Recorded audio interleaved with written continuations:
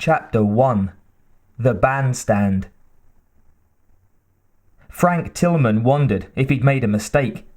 It certainly wouldn't have been the first in his life. A few mistakes with women and with money came to mind. When he was a younger man, he'd always thought he'd have time to fix everything, but he'd never really done much to make it happen, and hoping things would turn out all right hadn't really achieved much.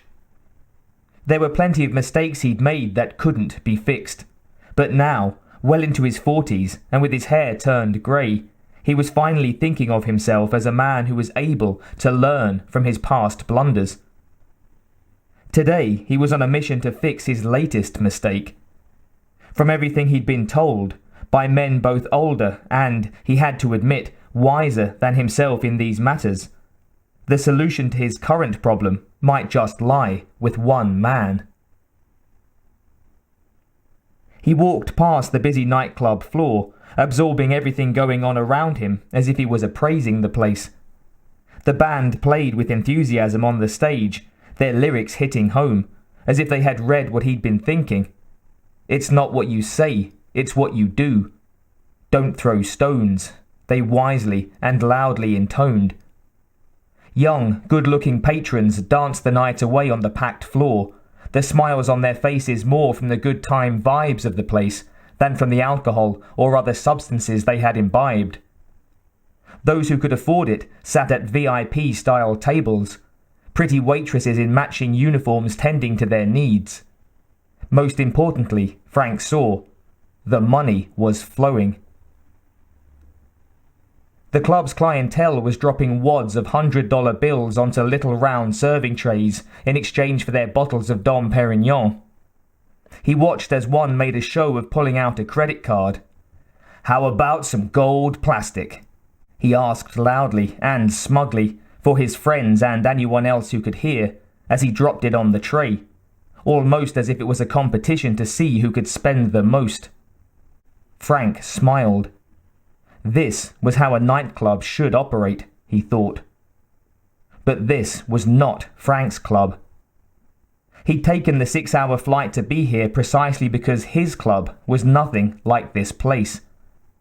His place had fewer smiling customers, no beautiful women waiting tables, and most certainly no $50 tips and American Express cards with $10,000 limits on show. Frank wasn't naive. He knew that his club, the Double Deuce in Jasper, Missouri, was never going to be the match of the Bandstand here in New York City. But he also knew that it could be better than it was. A lot better. Before moving back home to Jasper, he had remembered the Double Deuce as it was in his youth. Sure, it had been a bit rowdy at times, but what Saturday night spot wasn't? His most overriding memory was of having good times there, back before the grind of the rat race became all-consuming.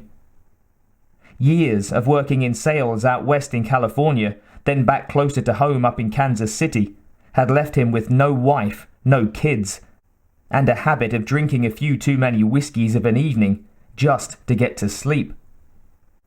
When he'd driven down to Jasper a year back for the funeral of his mother, his last living relative, he had expected it to be the final time he'd visit the place.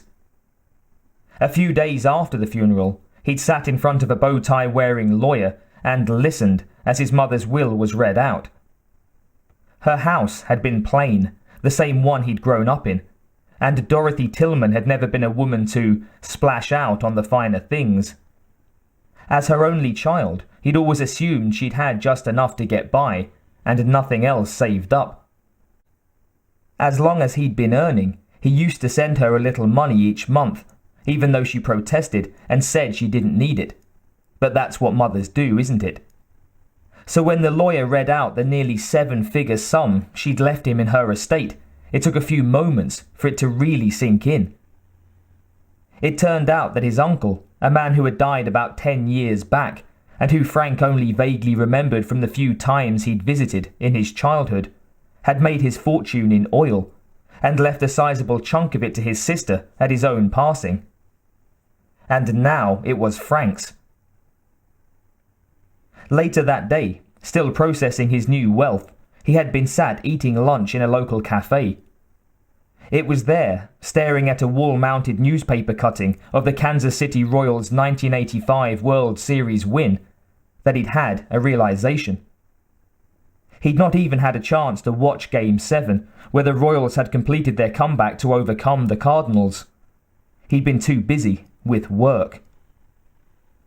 Throughout his life, his love of baseball had been the one thing that had stayed a constant from his childhood. He loved collecting memorabilia, attending games, talking about the upcoming season. But now he realized he hadn't even watched a game on TV in months. He decided life was too short to see out your days doing something you didn't love. And now he had enough money to ensure that he didn't have to anymore. Sitting there, in the town he'd grown up in, he'd tried to decide if there was anything he really loved that would make him happy as a new career. Something that when he pictured himself doing it for the next 20 years, it really made him smile. Only two things had come to mind. The first was baseball, of course, but he certainly hadn't inherited enough money to invest in that route. And the second was the good times he'd had at the Double Deuce.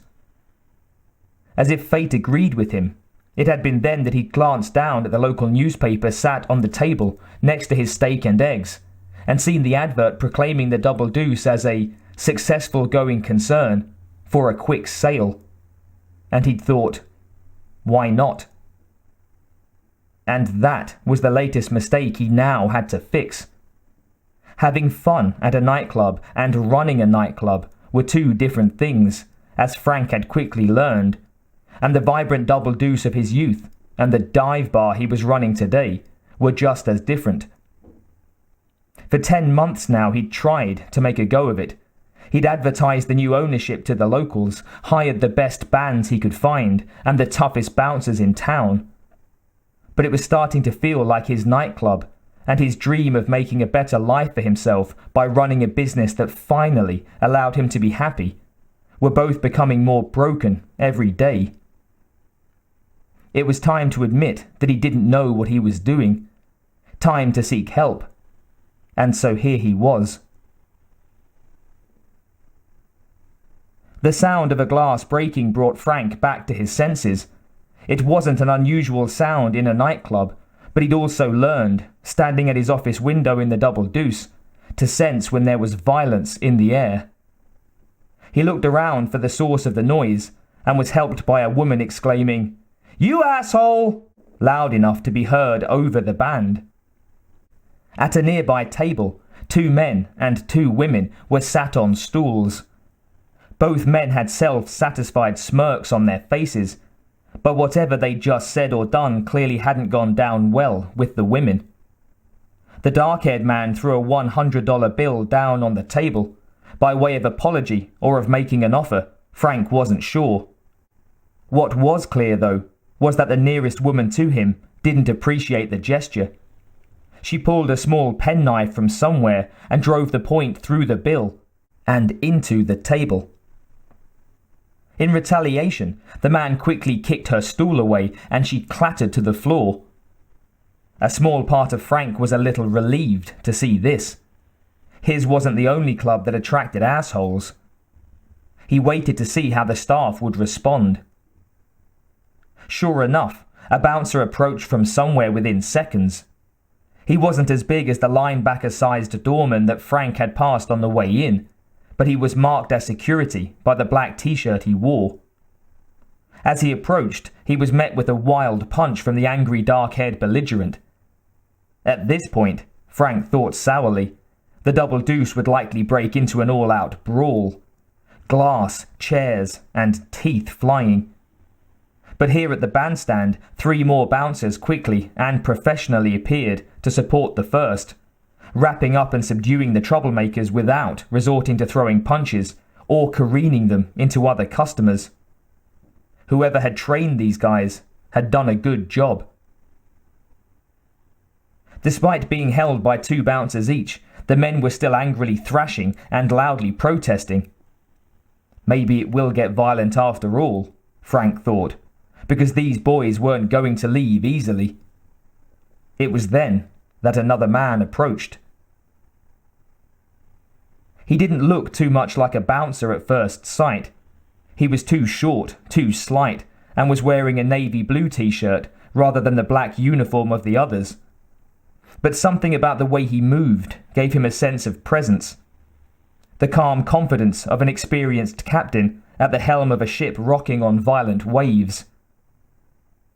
The security staff held tight to their charges, but Frank could see that they all looked to the newcomer for leadership, as if he was somehow single-handedly going to make everything all right. "I think it's time for you gentlemen to leave," he said calmly. "Yeah, it's all right," the dark-haired one panted after a moment, finally giving up the fight against the arms restraining him. "We were just having a little fun," he tried to explain. Frank was shocked after another moment when the guy seemed genuinely contrite and finally said, "It's okay. Sorry." For his part, the one who had asked them to leave still hadn't moved from the point he'd first arrived at. From what Frank could see, he hadn't even blinked. He hadn't said anything else either, and neither did he now. Instead, he nodded at the bouncers, first downward to indicate it was okay to let go, then sideward as an instruction that these two still needed escorting outside, no matter how nice they were suddenly acting. The bouncers let the men go, as ordered, but almost as soon as they did so, the dark-haired one quickly grabbed the penknife from the table and slashed at the man in the navy blue t-shirt, who was turning his back to leave. The blade caught him across the arm, but all it seemed to do was turn his attention back to the problem, rather than cause him any pain. The bouncers dived back in again to regain control of the attacker, while his partner was shouting, "Back off, you fuckheads!" to no avail. When the knifeman was once again held tightly, with his arms pinned behind his back and the small blade wrestled from his grip, he rounded on the man he'd just cut, who was once again staring him in the eyes with that steely glare. "Okay, Dalton, I've always wanted to try you," he declared confidently. "I think I can take you." It was then that all the pieces fell into place for Frank. The guy in the navy blue t-shirt didn't look like much, but he was the man that Frank had come here to find. The one that his contacts in the know had assured him was the best. Dalton paused for a moment, then said, "Outside," seeming to have accepted the man's challenge.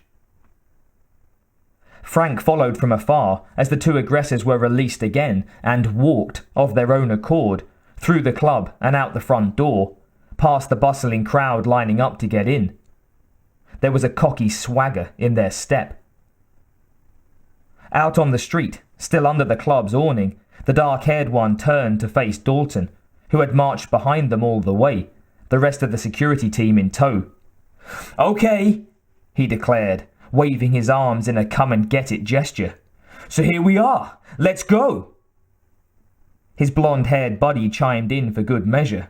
"Come on, hotshot, go!" Frank was waiting for fists to fly. Part of him wanted it to happen to see how good this Dalton really was. The two men clearly wanted it to happen too, trying to bait him into starting the fight. "Come on, let's do it," said the dark-haired one. "Let's go, dirtball," tried the blonde. Dalton stared at them both for a few long seconds. Then a small smile came across his otherwise expressionless features, before he turned his back on the two yelling men and headed back inside. Angry shouts followed him. "Hey, Moose-lips, get back here!" and "Hey, dickhead!" But Dalton was long gone. Frank watched as the two men stood where they were a while longer. Their path back into the club was now blocked by a solid wall of muscle, and even they knew that 7 against 2 was not good odds. "What are you guys, the 7 dwarves or something?" one of them shouted, but the doormen just stood their ground, and laughed. A few of the club-goers waiting in the line were laughing too. After a few more insults were thrown, and they could see that they were getting nowhere, the men decided to leave, eager to tell everyone at the next club they stumbled into that the great Dalton had been too scared to fight them, but knowing, deep down, that they'd lost. Smooth, thought Frank. The goal had been to get the two men out of the club with the least amount of collateral damage, and Dalton had managed to do it simply by asking them to leave, and then using their own egos against them.